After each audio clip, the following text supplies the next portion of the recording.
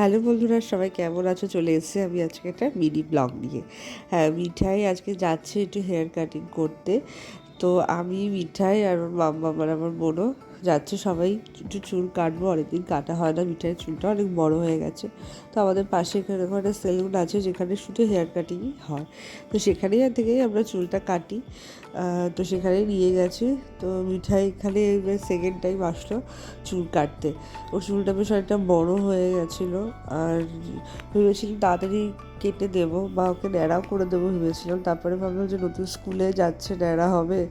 তো আর অনেকগুলো ইভেন্টও আছে, সেই জন্য আর ন্যাড়া এবছর করলাম না। তো সেই জন্য চুলটা কাটালাম, কিন্তু এত গরম পড়েছিল যে বাইরে নিয়ে গিয়ে যে চুলটা কাটাবো সেটা সম্ভব হচ্ছিল না। তো এখন একটু ওয়েদারটা একটু কমে ঠান্ডা হয়েছে, তো ওই চুলটা একটু কাটিয়ে নিলাম। আশা করি পুজোর সময় বেশ একটু বড় হয়ে যাবে, বেশ সুন্দর একটা শেপে চলে আসবে। তো সেই জন্যই আরও তাড়াতাড়ি করে কাটা। আরও চুল কাটতে বেশ ভালোই বাসে, বেশ মজাই পায়। দেখো চুপ করে বসে আছে, আরাম করে চুল কাটছে। তো ভালোই চুলটা কেটেছে, দেখো তোমরাও বলো কেমন লাগছে মিঠাইকে হেয়ার কাটিংয়ে চুলটা কেটে। আর তারপরে ও ওখানে বসিয়ে দিয়েছি, তারপরে আমি আর বোন হেয়ার কাট করলাম।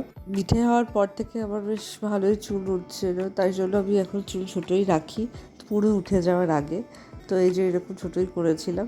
আর তারপরে ফেরার সময় একটু মিষ্টি কিনে নিয়ে বাড়িতে গেলাম। মিঠাই আর মিঠাইয়ের বাবা মানে বোনও মিষ্টি খেতে খুব ভালোবাসে।